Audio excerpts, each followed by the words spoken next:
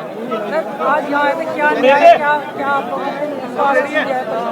आवाज नहीं आ रही, तेज बोलो। क्या आश्वासन दिया आपने? आपने आज यहाँ पीड़ित परिवार से मिले हैं, क्या आश्वासन दिया, उनसे क्या बात है? देखिए, मैं पीड़ित परिवार से मिला, मैंने उनके दुख तकलीफ को सुना। मैं आपको विश्वास दिला कहता हूँ, मैं पुलिस के खिलाफ नहीं हूँ, लेकिन मेरा ये मानना है कि गलती किसी से भी हो सकती है। मनुष्य में भावनाएं होती हैं, संवेदनाएं होती हैं। कभी कभी आक्रोश, संवेदना, भावनाओं के में बह के गलतियां हो जाती, लेकिन अगर वो गलतियां अपराध का रूप ले लें तो ये खतरनाक हो जाती है। मैंने उत्तराखंड में ही, मैं उत्तराखंड का रहने वाला हूं, मेरा गांव है यहाँ। 2009 में कॉलेज टाइम में रणवीर इनकाउंटर देखा था। पुलिस ने कहा हमने कोई गलत काम नहीं किया, ये आरोपी था, अपराधी था, ये कर रहा था, ये वो कर रहा था। लेकिन बाद में उस घटना की सीबीआई जांच हुई और दूध का दूध, पानी का पानी हुआ। 17 पुलिसकर्मियों पे कार्रवाई, आजीवन सजा हुई। मेरा ये मानना है, हमने पुलिस का बयान भी सुना, हमने पीड़ित परिवार को भी सुना, इस घटना की सीबीआई जांच होनी चाहिए। सीबीआई जांच होगी तो दूध का दूध, पानी का पानी हो जाएगा। अगर कोई निर्दोष है, हम नहीं चाहते कार्रवाई हो। अगर कोई दोषी है, क्योंकि अगर जो आपने आज बयान दिए पुलिस के लोगों ने, उस बच्चे पे जो आज इस दुनिया में नहीं, एक बहुत बड़ा इल्जाम आपने लगाया। हमारी मंशा ये है कि लोगों में आक्रोश है, उसकी निष्पक्ष जांच हो, सीबीआई द्वारा जांच हो, और जो भी इसमें आरोपी हो, जिसने भी जो अपराध किया, उसको उसकी सजा मिले। मैं परिवार के साथ खड़ा हूं, मैंने परिवार को विश्वास दिलाया है।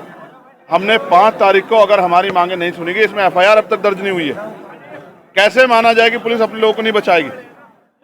झूठे इनकाउंटर हो रहे हैं, बुलडोजर चल रहे हैं, भाजपा की सरकार में गरीबों का दमन हो रहा है। तो हमने ये मांग की है कि हमारी मांग को सुना जाए, वरना 5 तारीख को, 5 अक्टूबर को एक बहुत बड़ा आंदोलन, अनिश्चितकालीन आंदोलन हम लोग जिला मुख्यालय हरिद्वार पे करेंगे और देश भर के अपने लोगों को वहां बुलाएंगे कि भाई लोग हमारी आके मदद करें और हमें इस लड़ाई को लड़ने में हमारे साथ खड़े हैं, और जिससे इस परिवार को न्याय मिल सके। सांसद जी, कांग्रेस के कई नेता यहाँ पे आए थे, उन्होंने भी सीबीआई जांच की मांग की है, और जो अभी कह रहे कि अभी जो पीड़ित परिवार है, उनकी तरफ से कोई, जो पुलिस ने अभी उसमें मुकदमा नहीं लिखा है। मुकदमा क्यों नहीं लिख रही है पुलिस?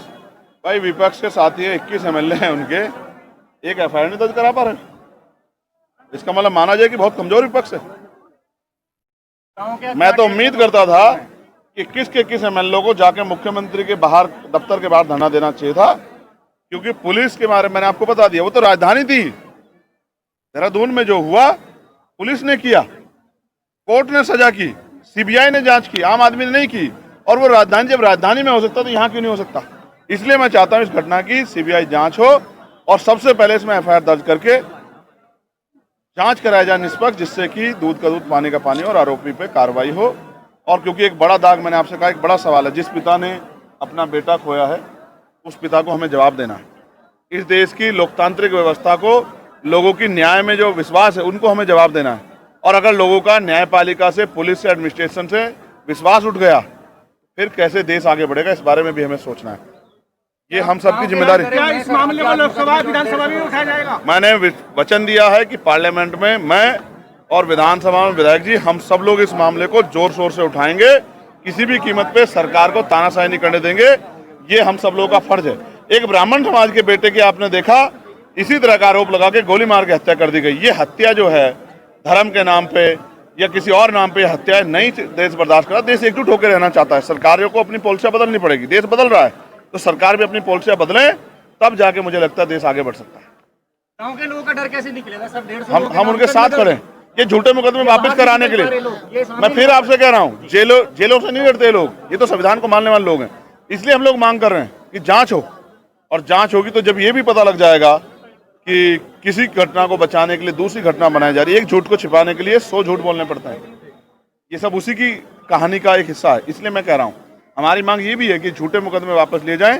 इसके लिए हम लोग 5 अक्टूबर की तैयारी कर रहे हैं कि 2 अक्टूबर को गांधी जयंती हो जाएगी और 5 अक्टूबर को हम लोग फिर क्रांति जयंती का हम लोग उद्घाटन करेंगे। आपके साथ एक लोकप्रिय विधायक भी हैं, उमेश कुमार जी। उमेश जी, क्या कहेंगे सर? देखिए, मुख्यतः जो बातें हैं वो सभी भाई चंद्रशेखर जी ने कह दी हैं, और मुझे लगता है कि इनके कहने के बाद कुछ बचा नहीं है कहने को। इस परिवार को न्याय दिलाने के लिए एक क्रांति की ज़रूरत है, और और उस क्रांति का आह्वान भाई चंद्रशेखर जी ने कर दिया है। और ये अलख जो है अब तब तक लगातार जलती रहेगी जब तक इस परिवार को न्याय नहीं मिलेगा। एक अनिश्चितकालीन धरने की घोषणा इस मंच से की गई है। 5 अक्टूबर को एक आंदोलन की शुरुआत की जाएगी और इस परिवार को न्याय दिलाने के लिए एड़ी चोटी का जोर लगाया जाएगा। और जैसा कि भाई चंद्रशेखर जी ने कहा कि देश भर से लोगों का आह्वान होगा, यहीं के नहीं, मैं उत्तराखंड के हरिद्वार जनपद के हर बच्चे से, हर व्यक्ति से अनुरोध करता हूं, आग्रह करता हूं कि घरों से निकलो और वसीम को न्याय दिलाने की लड़ाई में हमारा साथ दो।